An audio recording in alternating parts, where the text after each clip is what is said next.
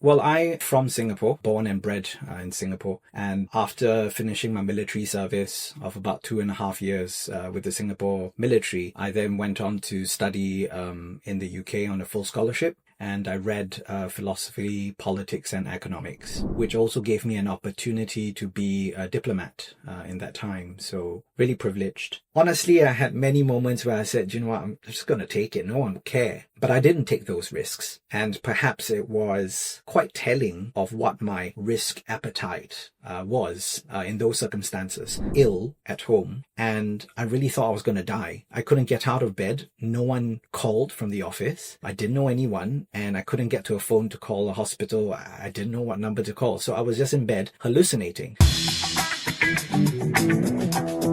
The Risk Camps Podcast. Nicholas, Hi. welcome to the show. It's amazing. Finally, we get to do the show. Finally, yeah, thank you. Is it 1 year later after we met at the coffee festival? I think it was last year, wasn't it? I think it is 1 year and 1 month. Yes. Nearly to the date. You're precise. Nearly to the date. Welcome to the show. It's really lovely to have you on the Risk Champs podcast. And I know we're going to have a really interesting conversation that people are going to resonate with. And you've got so much gems to share. I know that, judging from the conversations we've had. So I would like to start by asking you to please introduce yourself to our listeners and viewers.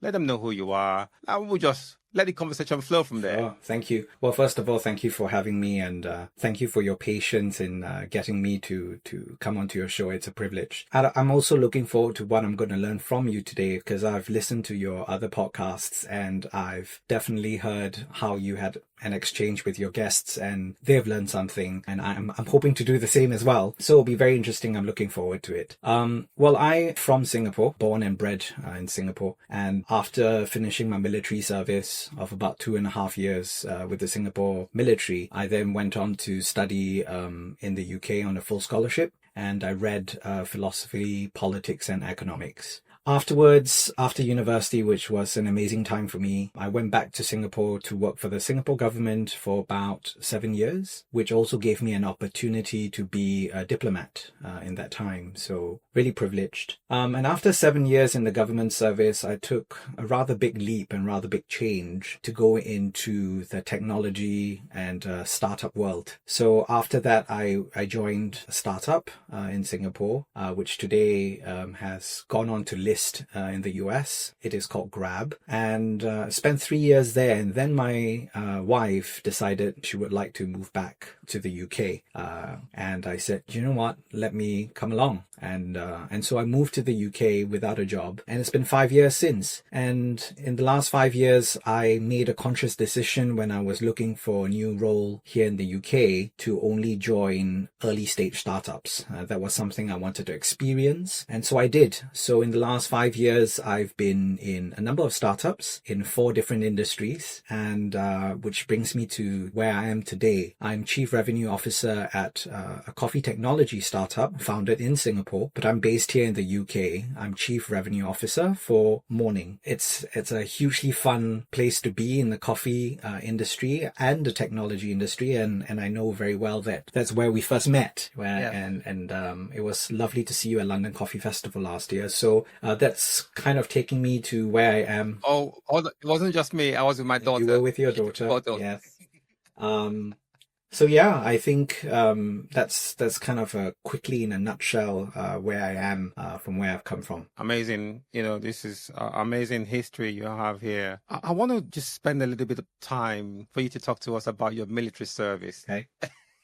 There's something about military and risk that really kind of goes hand in hand. A few years ago, I bumped into top-ranking Navy officer in Milton Keynes. From the moment we met at the coffee shop, we spent 4 hours talking military strategies and how that relates to business. So it's quite interesting that you've done military. You've been in the military as well. So let's spend a bit of time on that, and let's get to know what your experience is there. please. So in Singapore, military service is mandatory for all male, able and fit male Singaporeans. So like many of my other peers who are male, we have to join the military service, not by choice, but mandatory. And what do you know, right? As a 17, 18-year-old, you go in. And obviously we serve for 2.5 years. I do believe now the mandatory term is shorter than 2 years, but at that time it was 2.5 years to be exact. And I think for an 18-year-old to go in, when you are really thinking you're top of the world, you can do so many amazing things, and many 18-year-olds have done amazing things. You then go into an environment where you have to do everything that you are asked to do. I think that was a very big struggle for myself and a lot of us, right? As an 18-year-old, you want to do many, many things, go have fun, pursue your interests. But here we are knowing full well that for the next 2.5 years, your life isn't yours, where you have to serve a greater purpose. So that was challenging. And speaking of risk, that is the place one shouldn't take risks. I had the misfortune of knowing people around me who have passed away because perhaps they didn't follow instructions or just a pure accident. But the point I'm trying to make is it wasn't an environment to take risks, and I didn't. It was hard to always have to follow what you're being told, even when you don't understand or you don't want to. But I think that was it. But I'll conclude by saying that looking back, it was one of the best experiences for me, because in having to do things you didn't want to do, and there was reason in the madness to why you were asked to do those things, it taught me a lot of discipline, and it taught me how to learn to appreciate, accept, and even enjoy the things that you had to do, what you were told to do, and come to terms with the circumstances that were presented to you. So yeah, I did like my military service. That's really impressive. I love what you said there, that there's a reason in the madness, because sometimes a friend of mine told me a few years ago, there's always a message in any mess. Nice. Yes, and you've kind of alluded to that now. But something you said, in the military, about your military service, that it was an environment to take risk, but you didn't take risk. Yeah. What do you mean by that? So, as cheeky boys, at 18, and one of the most equalizing forces in the military service, which I love, and I would advocate for, young men in Singapore to continue wanting to go into military service, is regardless of your background, your education, or your economic status, you all go in and shave your heads and you are equal, and that exposes you to many, many elements other than military training, societal, social elements that you would never encounter in your own social circles from your own background. So in terms of language, languages people spoke, the people's backgrounds, and you get up to no good, right? There'll be people out there who are way more risk-taking than you were used to or culturally used to, and then you'll be tempted to take risks, do cheeky things do things that you were told not to do. And there were many opportunities that presented themselves for me to do silly things, what you would think are innocent things at 18. I'll give you an example. So if you went to the rifle range and you fired at the rifle range, and there were shells that fell from your weapon, the cheeky thing is, what's the harm if I took one of the shells as a souvenir? You watch it on TV all the time. And honestly, I had many moments where I said, you know what, I'm just going to take it. No one will care. But I didn't take those risks. And perhaps it was quite telling of what my risk appetite was in those circumstances. So no, I do not, on the record, have any souvenirs from my military service, which I would have loved to. And bearing in mind, at that time, there was no social media, or not much social media, so what you could take as souvenirs wasn't photographs, but physical things. So I didn't take those risks. I didn't take a lot of the risks my other batch mates might have taken, sneaking, certain things that was against instructions, going to the canteen for food when you're not supposed to at the risk of getting caught. So I was a good boy in military service. Rebellious, but a good boy nonetheless. You came up with some discipline from there, because obviously, one thing I've heard about people who've been in the military or military service is that there is something, it always leaves an imprint in you, and one of discipline, being organized, if you can say that, which is something that I think it's really it's a benefit, in some ways, to learn discipline, being under someone else's Command, so to yes. speak. Yes. Wow. Interesting. Now, moving on from the military service, you went into work for the Singapore government. That's it. I was a bureaucrat. How did that turn out?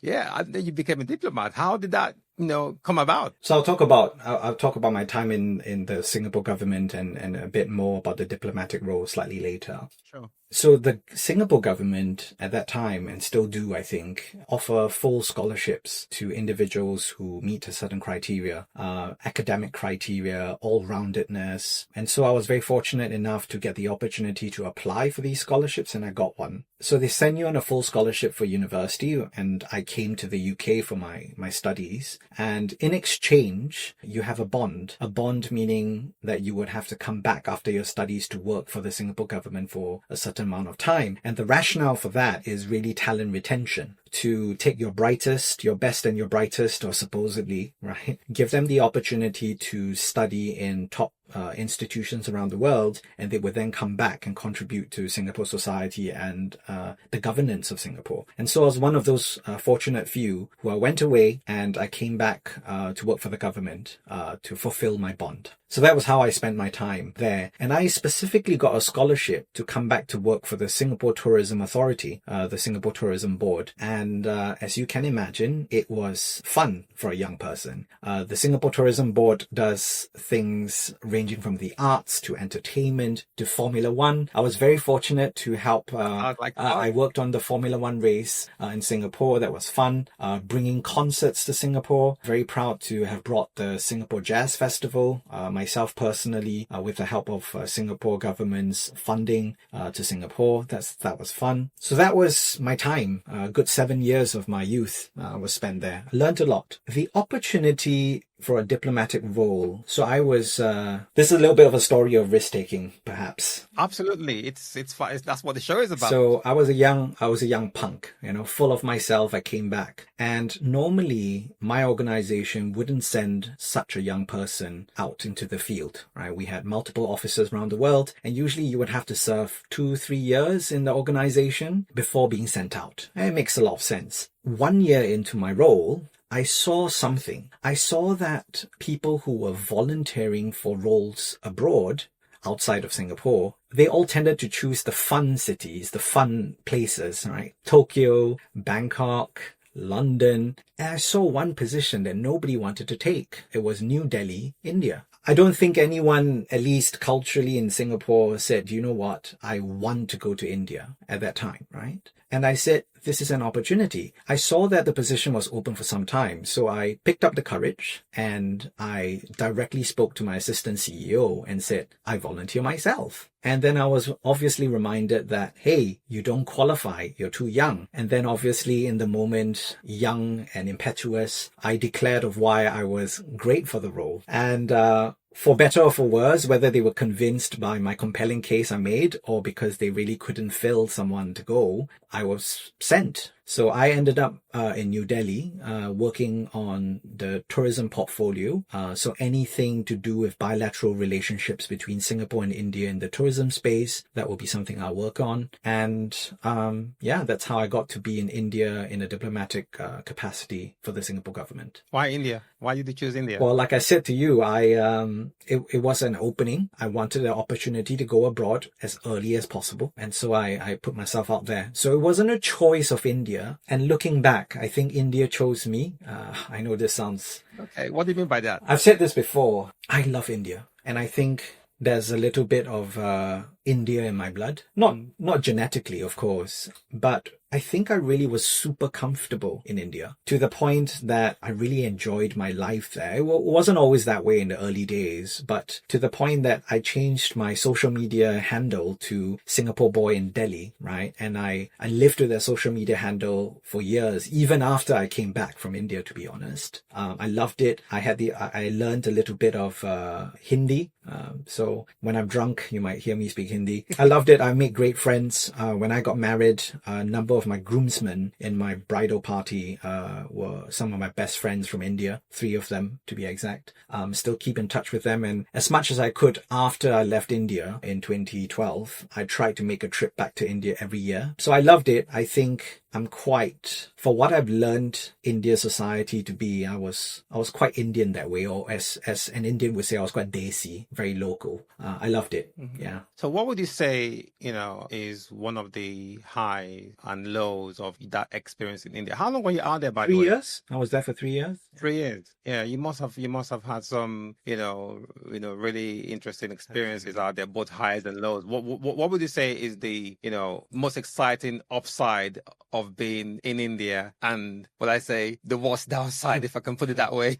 And I did not prepare for this, but I think what I'm about to share about my India experience is quite relevant to what we're talking about today. So I'll start with the easier one, which was the lows, right? The first one was obviously India, and New Delhi in particular, where I was, is quite a significant environmental change to Singapore.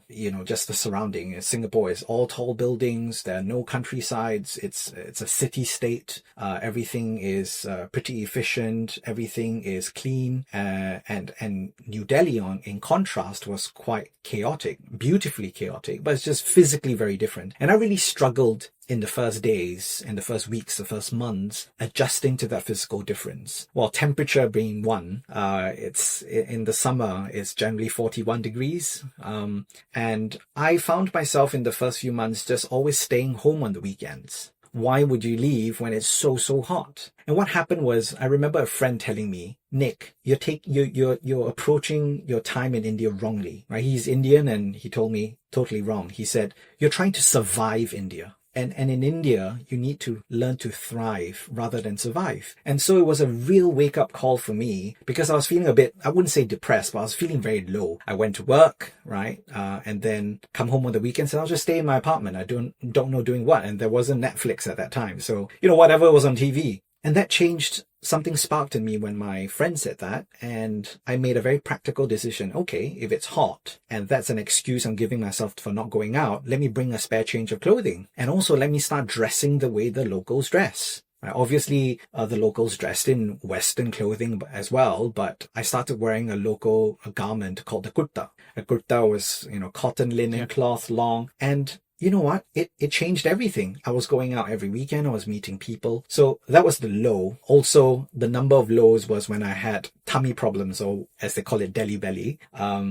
I remembered I didn't go into work one Monday because I was so ill at home, and I really thought I was going to die. I couldn't get out of bed. No one called from the office. I didn't know anyone, and I couldn't get to a phone to call a hospital. I didn't know what number to call. So I was just in bed hallucinating. Wow. I really thought that was it. I could just end all in this bed and no one will find me. So those were the low moments, but there were significant highs. One of them being the people I met, Indians, but also other people who I had the good fortune of meeting, people who came to find their fortunes in India, right? Whether it was young ladies from Taiwan who, wanted to come out there to make something for themselves in their careers. And so going out to work with Taiwanese companies doing manufacturing, for example, in India, and they went out themselves there, meeting all these people. I just felt a great generosity of spirit in the people I met, and the homes that, welcomed me, the families that welcomed me. And that was really, really special, because the people I met, and in general, to me in India, it's a very welcoming culture. There's food, there's dance, there's music, but most importantly, it's welcoming. You walk into any household in India, the ones that I've walked into, you'll never go hungry. There's always food cooking, and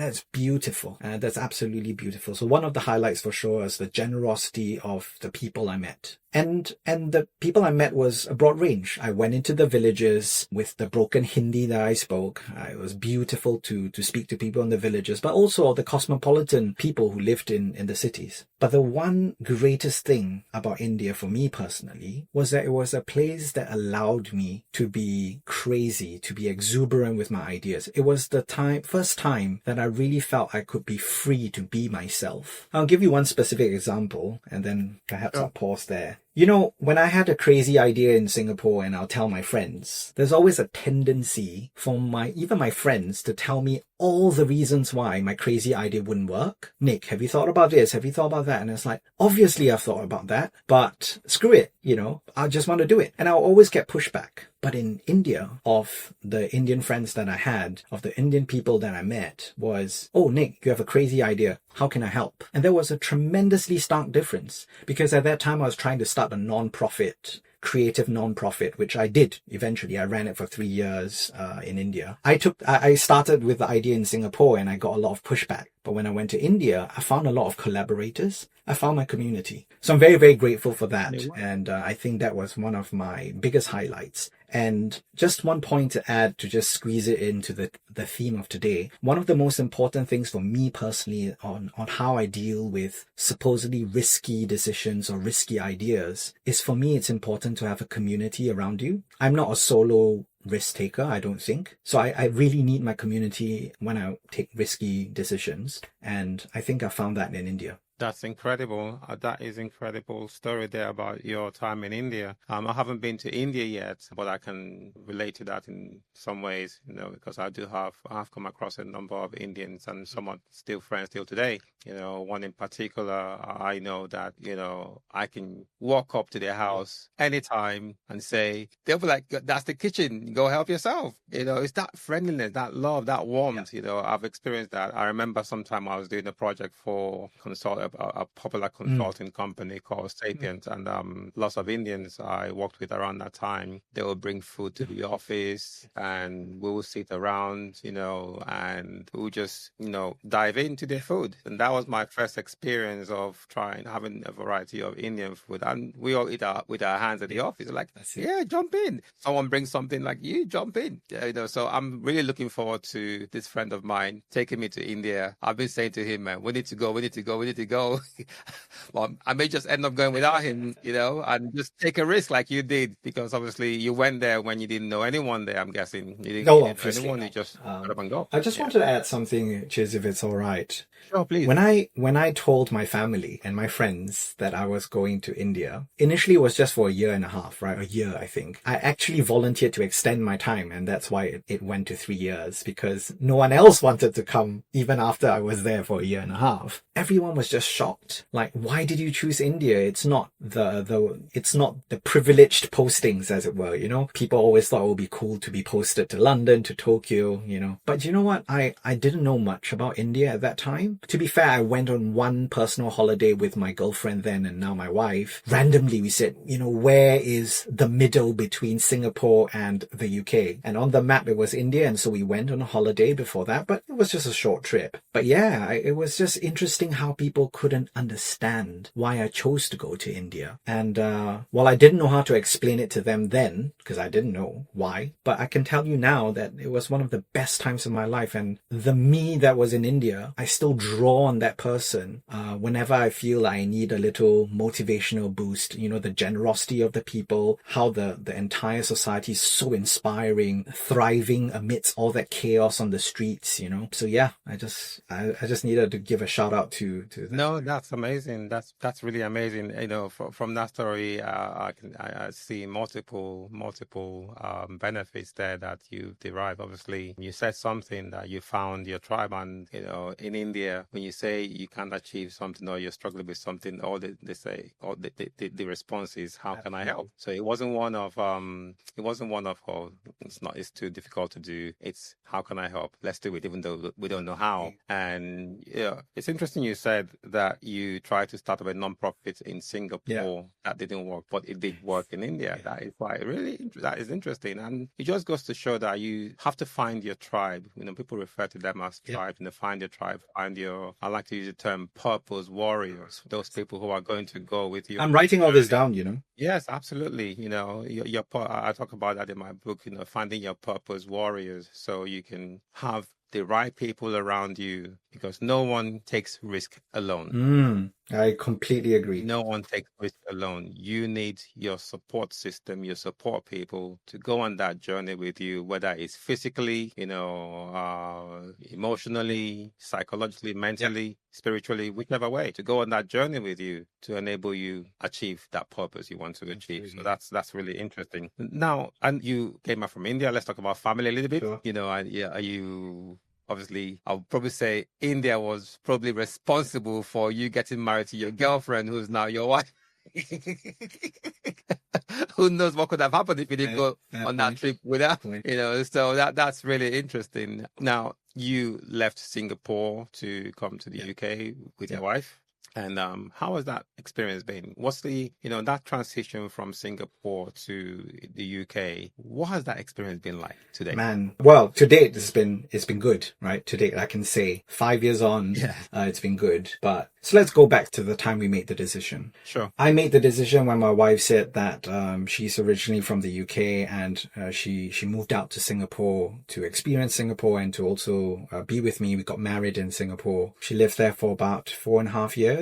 And we decided that if we wanted to start a family, we decided that we wanted to try do it in the UK rather than Singapore for a variety of reasons, right? And it was pretty easy for me to make the decision to come to the UK. I will say that on the surface, people thought I was insane to do that, given the stage of my career where I was at. I was riding high. I was part of the leadership team at Grab, which at that time, by the time I left, it just acquired Uber in Southeast Asia to become the region's top ride-hailing and food delivery platform. So if you go to that part of the world today in Southeast Asia, you would not be able to use Uber and you would only be able to use Grab. And I was the head of business development there. I was riding high. I was being invited to talks, to be judge of competitions. It was good, and then I just quit, right? We'll come back to that story. I've got a few questions on that. We'll come back to that story about Grab because I know there's something there.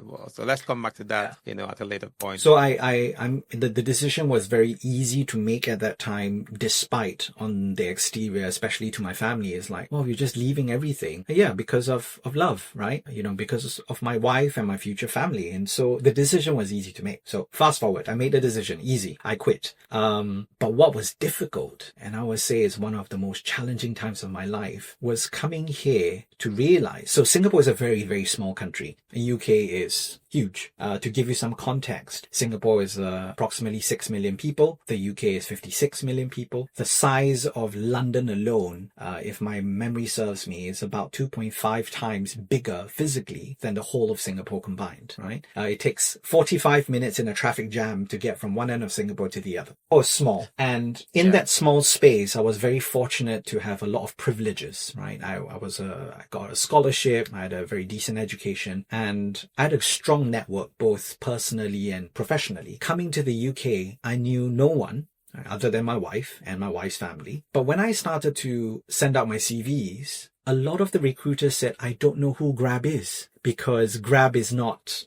at that time, it still isn't an international organization. It is purely in Southeast Asia. And who heard of Southeast Asia? At that time in 2019, the startup and the tech world was crazy about the US, Europe, UK, at that time, Monzo, Starling, and all these darlings of tech was growing and I had none of that on my CV. I came from Singapore, right? And so I was written off very early on by a lot of the headhunters and the talent acquisition people. I'd even get the opportunity to meet the hiring managers. So I was never given that opportunity. So it's really hard. I think I applied for about 150 jobs. And that first round I remembered, I don't think I got past, a lot of the first rounds or second rounds, right? So it was really tough. I will say that I was just sat in our apartment. Every day when you wake up, my wife goes to work and here I am trying to apply for jobs. And after a while, I found myself said, you know what? I'm so demotivated. I just sat in front of the TV and played FIFA and I just couldn't lift myself out to do anything constructive because everything I did was just, hitting a brick wall. So it was a very tough time. But like I said, got past that hump 5 years on. I'm very happy with my life. life here. I've got 2 wonderful daughters.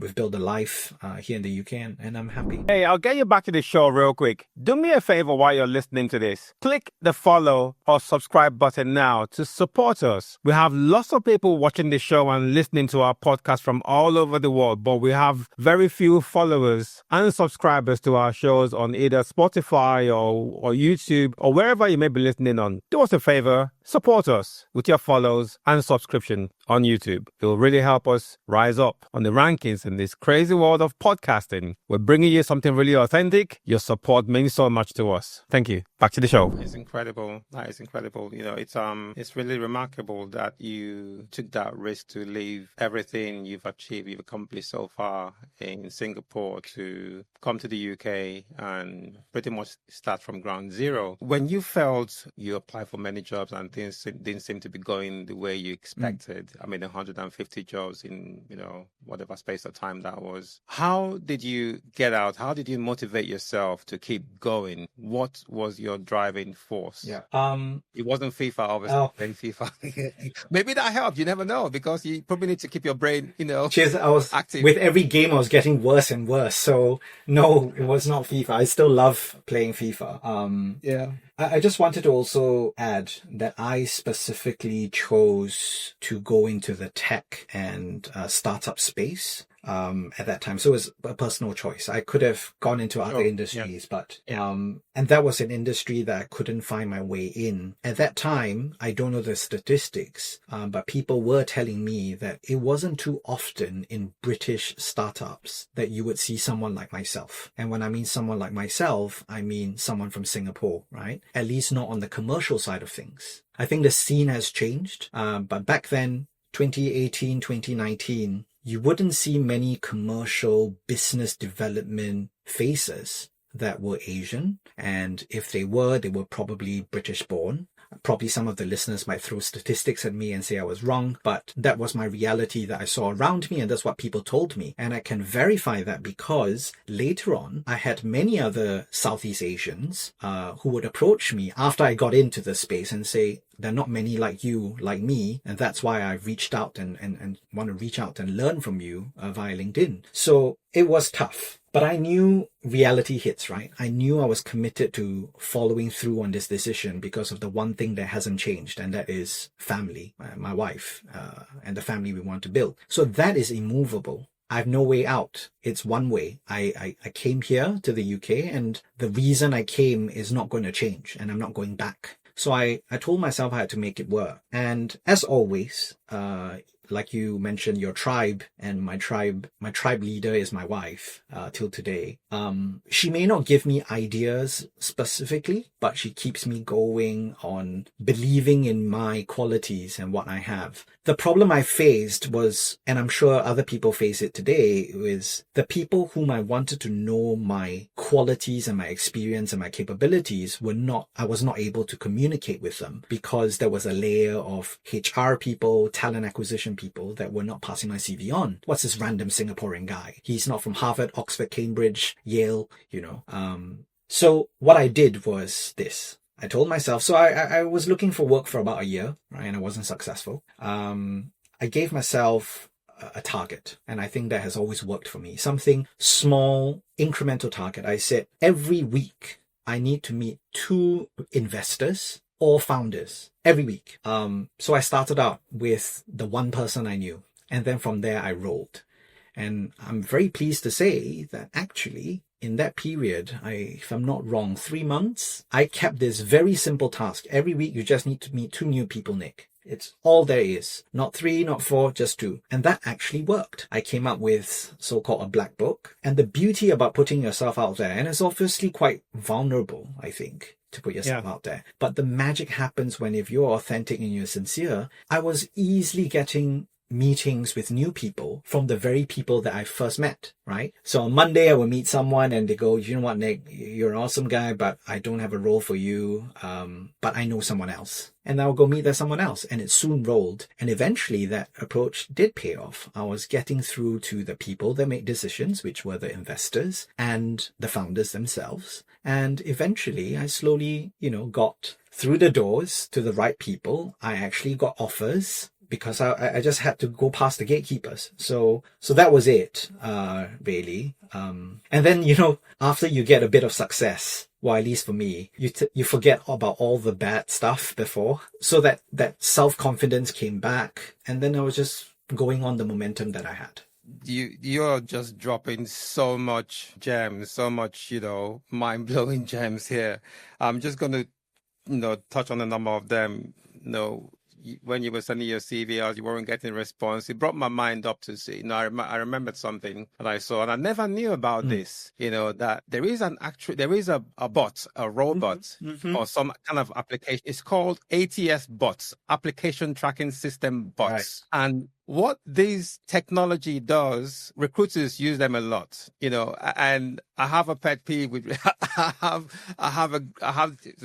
got grime with some recruiters and the way they really hinder people from finding jobs. So these application tracking system bots only highlight your resume, your CV to the hiring manager if it's got the keywords that they are looking for. And that's why people end up applying for jobs, sending out, CVs to hundreds of jobs. 150, some people 200 and all that, and don't really get responses. So it's interesting that you mentioned that. It just reminded me of that. And I thought, that may be something that may have, created that blockade at that time. But what's fascinating is how you kept going and you set that weekly goal of just 2 contacts a week, without giving up. And I think, sorry to interrupt you, Jez, but also the other point would be, I think what really kept me going was knowing your why, and my why was immovable. It was not an option to move back. It was not an option, because if my family is the reason I moved, my family is not going to change, and I'm not going to change my family. So I knew I just had to move forward, and I needed to find a way to move forward. So I set myself that tiny little goal, and it worked for me. I got lucky, right? So yeah. You're just, I hope the listeners, are taking notes, because what you said about knowing your why is a powerful force that can keep you going, even in times of uncertainty. And I, always say to people, know your why, know your purpose. If you don't have a clearly defined purpose, when you meet roadblocks in life or in business, you easily give up. But when you have a clearly defined purpose, you know what you want to achieve in life, that will keep you resilient. We use the term resilience a lot, you will build your resilience, and you will eventually, overcome those hurdles to achieve that purpose. And that's truly the case in yours. So let's dive deeper into that story. I want to know about Grab, because Grab, you mentioned, was listed in the US. Still is. Was that during your time there? Yes. It still is, Was that during your time there? No. So when it was my time, we just had acquired Uber in Southeast Asia. So we were en route to consolidating our position amongst the competitive landscape. And then subsequently, I think within a year, if I'm not wrong with my dates of me leaving, we then listed in the US. How did that make you feel when you found out it was? You must know that it was going to happen at some point. How did that make you feel when you got the news that it was listed? I was really proud of all the hard work. Obviously, I had the good fortune of being quite close to the action while I was there at Grab when I was in the leadership position. But for me, it was also, so I was really proud of all the people that we worked with. Our founders really created like an environment where we were like going to war with our competitors, right? It was a war. Well, those were wars that were well documented among the ride-hailing giants across the world, and it's still happening today, right? It felt obviously a sense of accomplishment, especially with the amazing people. Now, I wanted to say this, not forgetting I was late to the startup game, right? I joined my first startup in 2016. And by then, a lot of the startups, but also in my part of the world at that time, startups were new in Singapore. There were not many to look back to. There was no mafia. They talk about like the eBay mafia, the PayPal mafia. There weren't startup mafias in Singapore at that time. I remember. What does that mean? Startup mafia? Mafias meaning people who have come from, so in startup ecosystems, you will want to have a big unicorn, a company like eBay, right? who would then create an entire class, a cohort of people who would they themselves have money from, an exit or a company going public, and then they go on to start other startups, right? And the mafia is a group of people who come from a big startup and go out and do amazing things. And you can see that in all the ecosystems, whether it's on the West Coast in America, or whether it's here in the UK or in Europe, right? Founders who start a company, the company is successful, all the staff leave at some point, and then they go start their own thing, and it creates this alumni, right? So that's what mafia is. And Singapore didn't have that, right? Startups was, my mother panicked, right?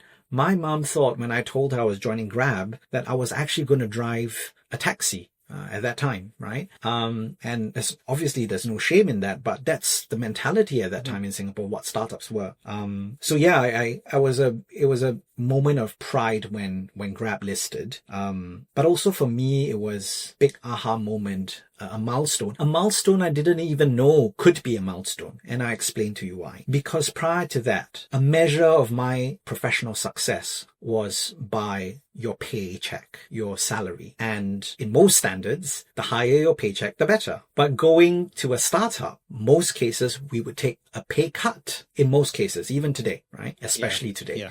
And so is your worth less because your paycheck is less? But I went from being a paycheck guy to being an equity shares guy, right? Because in startups, in exchange for your lower pay, a lower than market pay, you would get equity, right? It was a big thing for me, especially in Singapore, that I never imagined that my measure of success is not just in my paycheck on a monthly basis, but it was a big shift in what success was in my mind. And that's why after Grab, when I came to the UK, I made a conscious decision to try to work in early stage startups, because suddenly my measure of what was exciting, interesting, success, reward changed from the size of my paycheck to something else. Yeah. I love that. I love what you said there, and to pose the question to the listeners, is your worth less because your salary is low? That is something to consider for many who are thinking of maybe starting their own business or going into some venture or partnering with someone. The biggest limitation people like that have is, if I'm not making a salary, how do I survive? That question alone has held many people back from achieving their dreams, and I know I've been, like you, I'm a risk taker, and I don't look at salary as a determination as a determinant for our success. I've heard people say time is freedom, time is an asset, time is your equity. So having the flexibility that I want to be able to do what I want in life is something that I think I find that really invaluable. Yeah. So equity versus salary, and you chose equity. Still choosing Equity. Absolutely. And building that equity portfolio. You've been in a number of startups, which leads me to, I would probably say, one of yours, which is Morning. Nice. And that's how we met, at the London Coffee Festival last year. When I saw your stand, I was drawn to it. When I looked at those machines, and I thought, oh my goodness, it's not just the beauty, but what struck me is this thought that would have gone into, creating that. And seeing you at, the coffee festival at your stand, it wasn't, the bigger brands and all that stuff. I need to know who these guys are. Thank you. So let's dive into that. So tell us what Morning is. And because most people are probably hearing me say Morning, they don't know what the brand is and what you guys do. Let's talk about that. It's my favorite. I mean, before I go any further, the first thing I do in the morning is an espresso. Nice. So did I. I have that's the first thing every morning. Coffee cups yes, all around. Oh yeah, right. yes. The first thing I do, and it's such a brilliant machine. So tell us about Morning, the brand, the startup, and Great. Let's spend a bit of time on that and talk about it. So I cannot claim all the credit to starting this. My very good friend Leon started Morning. So Morning, or if for those listeners, you can look up drinkmorning.com. That's where we are. It's a coffee technology company started in Singapore by Leon, my friend, who coincidentally shares the last name with me. So Leon Fu. And Leon started this some years back. And when he picked up the phone one day to call me and said, Nick, we've started it going in Singapore and we're thinking of expanding abroad. And so he picked up the phone, he called me and said, would you like to join me? And to be very honest with you, Leon has been someone I've always admired from afar. He's been an entrepreneur for a long time. And I thought, wow, this is my opportunity to join up with my best friend, my good friend, who I always admired for his risk-taking ability, his craziness. And I said, yeah, let's do it. And so I joined Morning about 3 years ago and helped us expand into international markets. I'm quite proud to say that today we have our machines available in over 45 countries. And it's amazing to see how we bring a Singapore brand globally. Because if I asked you or anyone else of our listeners, tell me a Singapore brand that you know today, and you'll struggle to think of one.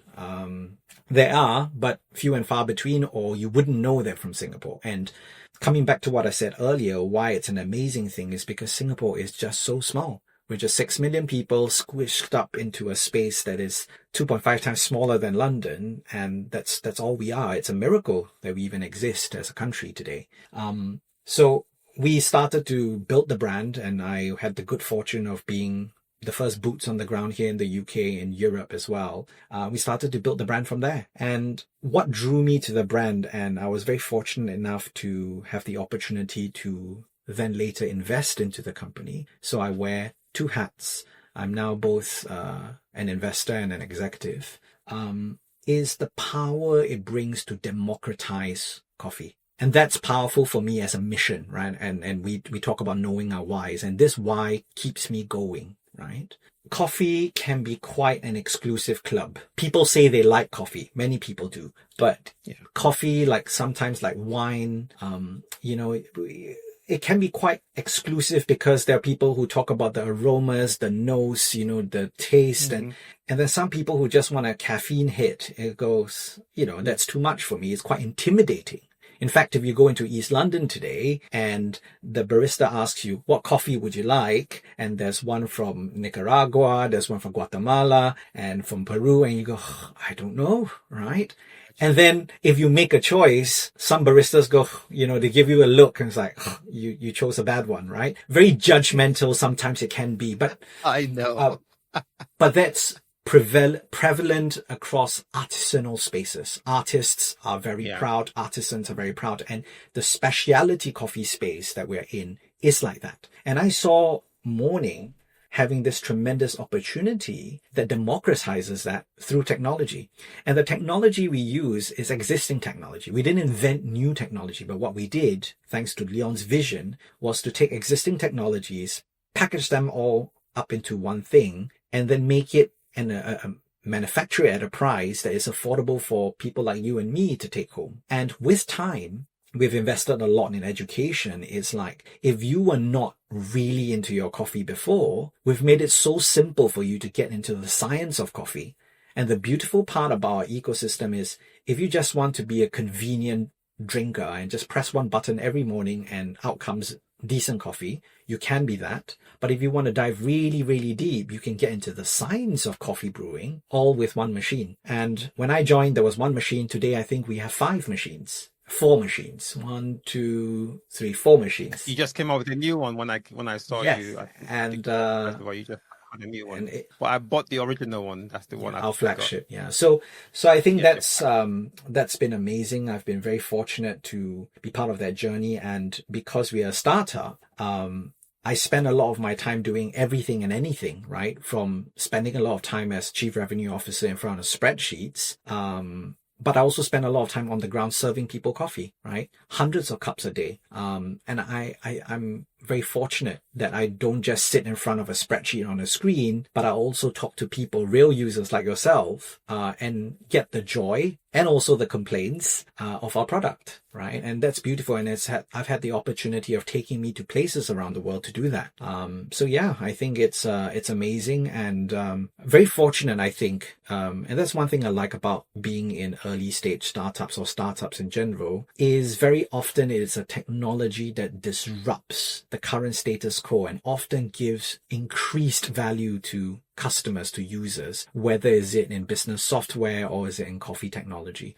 So that's quite heartening, and I think it's in a very privileged position to be in. It's such an amazing brand and an amazing technology. I mean, yeah, sometimes I just press the one button. I know my favorite one in the morning for the espresso, but sometimes I play around on the app. I'm just looking at it now, and it's just interesting to see how you can curate Absolutely your variety of coffee, whether it's a short or long or whatever it is. You can just do all that on the app, set the temperature, and then press the button. I have no complaints about the brand, about the machine, but I have one recommendation. Please do. And I think I told you that, or maybe it's Leon I said that too. When are you going to have the version whereby I can still lie in bed and press a button? I'm pressing a button. So to listeners, I'm just going to say that the technology is already built into the machine. It's just a matter of time that we turn on that functionality. And it will come. I think one of the biggest challenges to anyone listening to this is we are a hardware and a software company, and hardware is hard, right? For any kind of manufacturing in this world, and as you can tell with where the state of the world is in trade with tariffs, and let's not get there, but it takes a lot of capital to do these kind of things, and the world at the moment isn't a world that is flushed with capital. Everyone's holding on to their capital, so it's always difficult. But yeah, we will eventually continue to improve machines. Like you said, we've rolled out yet another machine that is a far more accessible price point, but with all the goodies of the flagship machine that you have. So yeah, we're continually, trust me, in a company that's manufacturing a product, we want, as product people, we just want all the stuff to be able to say, cheers, we've got that function now, you can use it. But there are always limitations to it just because of resources. But one day, cheers, you will get your wish. Yes. Now, what's the vision? There are big brands out there that are, multi-billion. Yes. Multi-billion, you're right. Yeah. Brand. Have you guys been approached by anyone to buy you out? No comments. No comments. Let's just say, I'm surprised as well. People know what we're doing and continue to know. And as we continue to innovate, people in the industry know us. But, with not many people, it's a good or bad thing, but we let's just say there are no direct copycats at the moment. Good or bad, because good meaning great, there's no direct copycats, but bad is, why is no one copying us? And I think it's because of, so you talk about the vision, I'll jump into that. There's the product side, right? You can take a product, you can take our product. We've won a Red Dot Design Award. It's obviously well designed. We've won awards for it. But as an engineer, you can reverse engineer the thing. Yes, we have patents in place to protect what we have, but I do think, a good, decent engineer will be able to reverse engineer the whole lot of it. And then, like I said before, the technology, the physical hardware technology itself is not crazy and revolutionary, right? It's not deep technology. But I think the other part of our vision, and something kudos to Leon for it, is this. It is about the network of roasters, coffee roasters, your favorite coffee roaster, right? That is a network that we've built, we've cultivated over time, over years, a relationship with them and a trust with them. Because besides selling our machines and bringing our machines to the homes of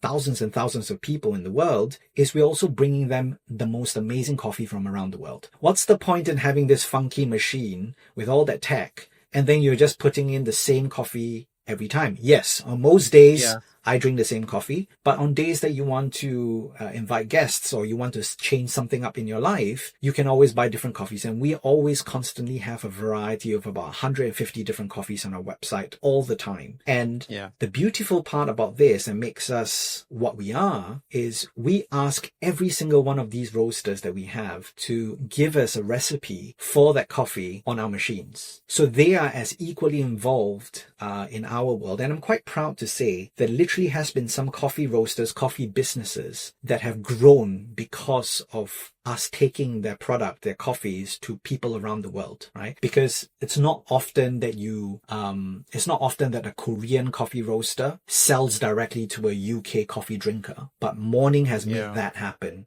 So we're very, very pleased with that. That's amazing. Okay, Coffee 101. Oh dear. Coffee 101. Tell me. For listeners, a lot of people don't know the difference between coffee beans. We see the term Robusta and Arabica. So help our listeners understand what a Robusta coffee is and an Arabica coffee is. And if they're looking at the beans, how can they tell the difference? Great. Now you've put me in the spot, and I hope none of our listeners are specialty coffee people. Because I'll probably get this wrong. But let me try. So Robusta and Arabica are just different variety of coffee beans. Coincidentally, Robusta has a different flavor profile from Arabica beans. But it's not just the beans itself that determines the flavor in your mouth. It's a lot of other things in the process, which is like roasting and how it's fermented, like with many other drinks, like, beer or tea, right? So there are many other elements, but the base element would be that Robusta and Arabica has a different flavor profile, and Robusta tends to be a bit darker, a bit oilier, and quite coincidentally, in a lot of countries where coffee started out as a caffeine hit, especially from where I'm from. So if you had Vietnamese coffee before, or Singapore coffee in Southeast Asia, they all tend to use Robusta beans. And Robusta beans are kind of easier to grow, and they are therefore cheaper, right? Compared to Arabica. Obviously, there's a recent resurgence in the popularity of Robusta, the same way vinyls have got a resurgence in the music world. And obviously, Robusta is getting a popularity boost in recent times. But in general, Arabica is often more expensive than Robustas. So yeah, in general, that's kind of the difference. Yes. The price of coffee has gone up Crazy. recently. I saw something, it's gone up for, I don't know how many percent, but it was quite high. Is that affecting the market in any way? For us, I'll speak for us. Obviously, there's been sad stories that I've read, but some coffee business have been put out of business, very unfortunately, with these significant rises. And that's because the cost of raw coffee greens, coffee beans are actually green when you harvest them off the land. But that has caused the cost to rise faster than the ability to put prices up. Right.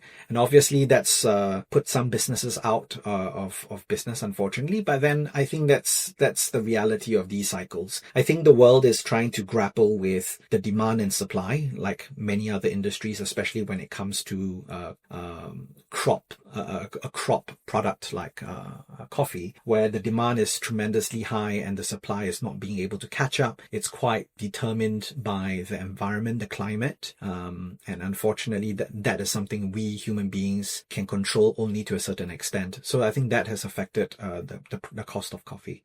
Wow. Yeah. Nick, you have been amazing. There's so much you've shared, and I know that we can go on and on and on and on. Well, I just want to ask, what does risk mean to you at this point in your life? That's a good question. And I like how you ask it at this point in my life. I believe that my DNA, my relationship with risk, inherently, my DNA towards risk is fixed. You can't change that. But risk-taking is a muscle that I think I can train. And I know that for a fact, for myself at least, is when there's a period of time in my life that I get comfortable, as it were, and stop taking risks or taking certain really risky decisions, I become scared, I become less good at processing the risk and taking them. So I believe it's a muscle that I train, right? It inherently has certain DNA. I think risk is very, very personal and very contextual. I think everybody's risk capability or capacity is very different. And I think it's very risky to directly compare one's risk journey to someone else's like for like. For listeners who are thinking, oh,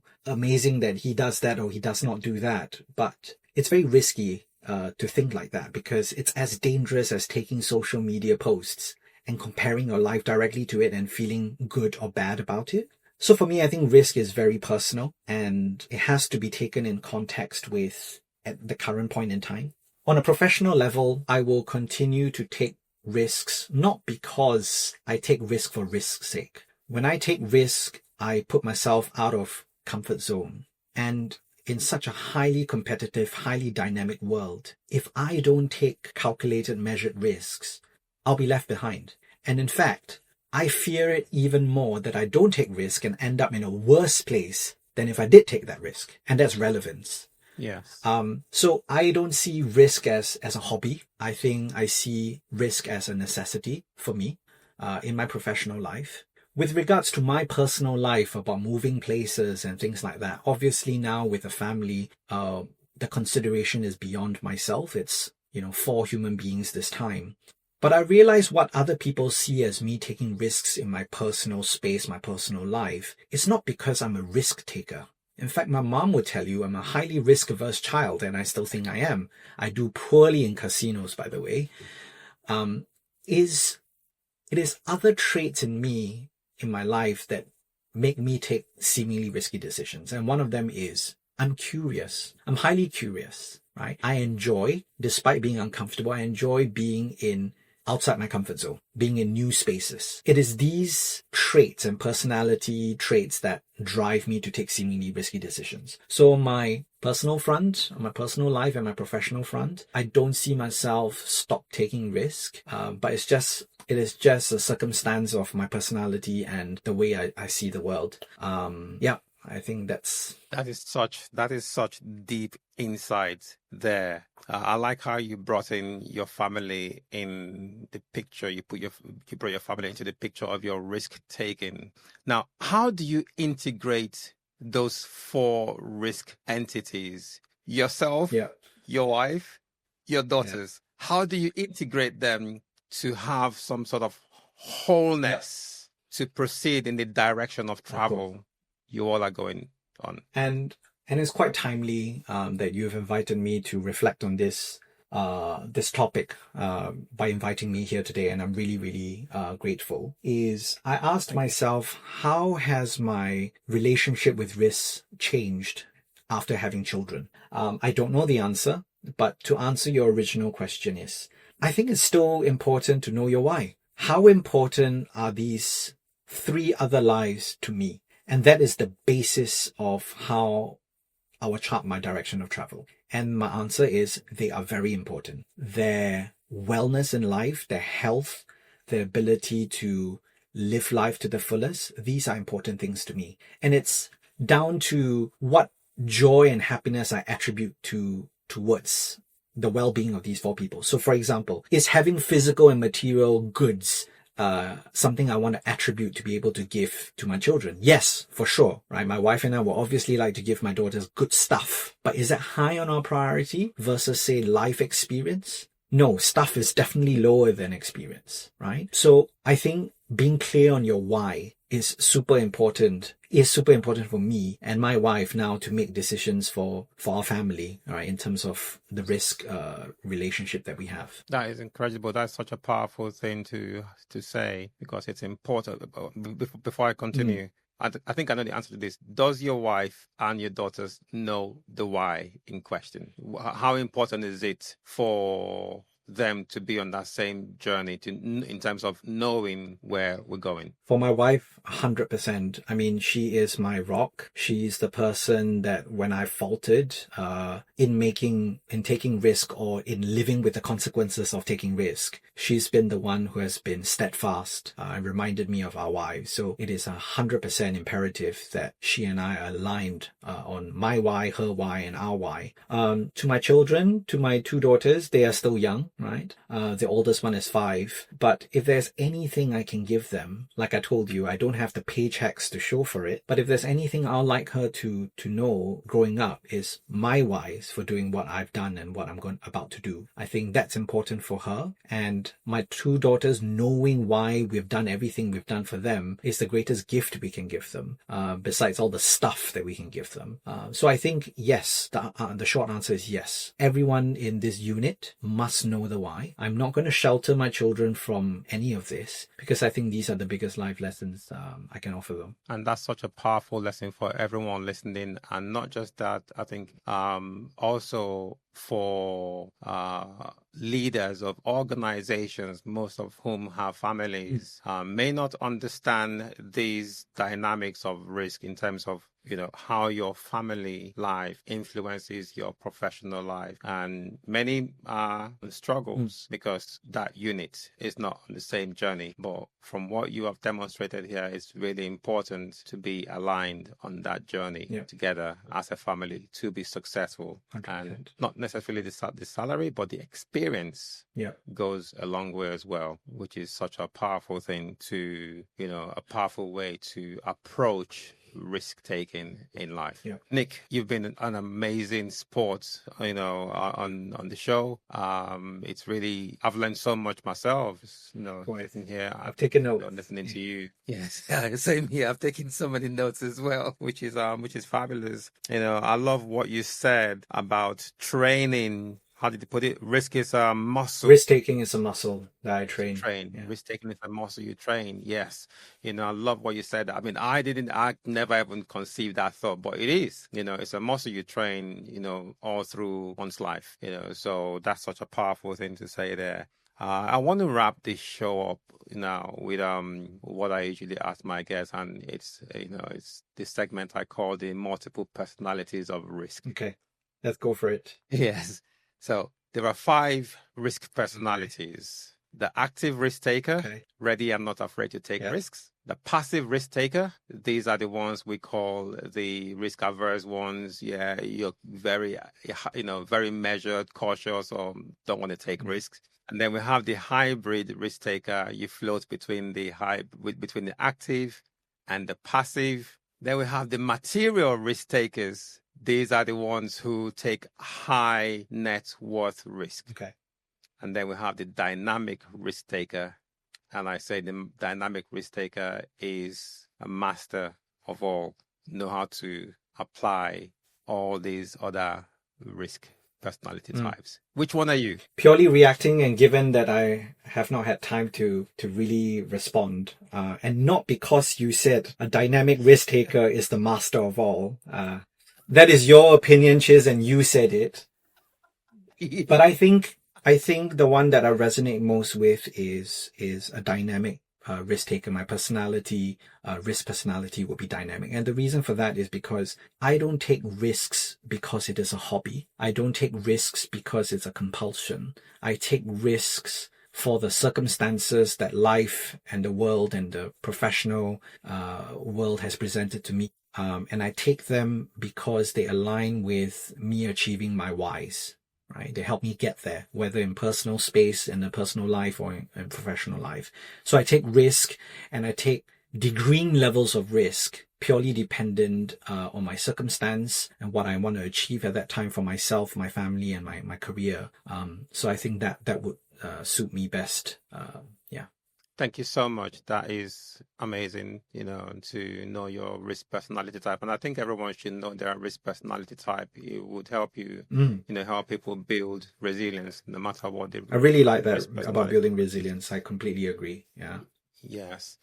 How can people find you? I'm sure lots of people listening to the show or watching this will want to get in touch with Nick. All right. Well, for one reason or the other, maybe it's to do with, you know, sharing your experience with them, or maybe it's about, you know, drink morning, whichever it is. Absolutely. How can people find you? And I would love to hear people's reactions and responses, and that's why I am so privileged to be here, because I think sharing stories is the only currency I think that's so powerful in, you know, as you said, getting us through life and finding your tribe. So you can find me on LinkedIn. You can find me on LinkedIn at Nicholas Fu, or you can find me on Instagram, I guess.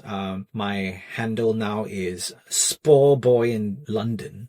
So it's SPORE Boy in London, which is a short form for Singapore Boy in London. That's an improvement, well, not an improvement, but a change since my Singapore Boy in Delhi days. So yeah, you can find me on Instagram there. I looked at your Instagram page, I think it was last week, and I saw your photos from your marathon. Oh, yes. So you just completed the marathon. Yes. How was that? I know we're running over, but it's a very significant achievement for me personally. I've learned a lot because from the time that you commit to stupidly committing to run a marathon to the time you actually run the marathon, it's quite a long time. There's Daddy, you see Daddy? Garnet! Garnet!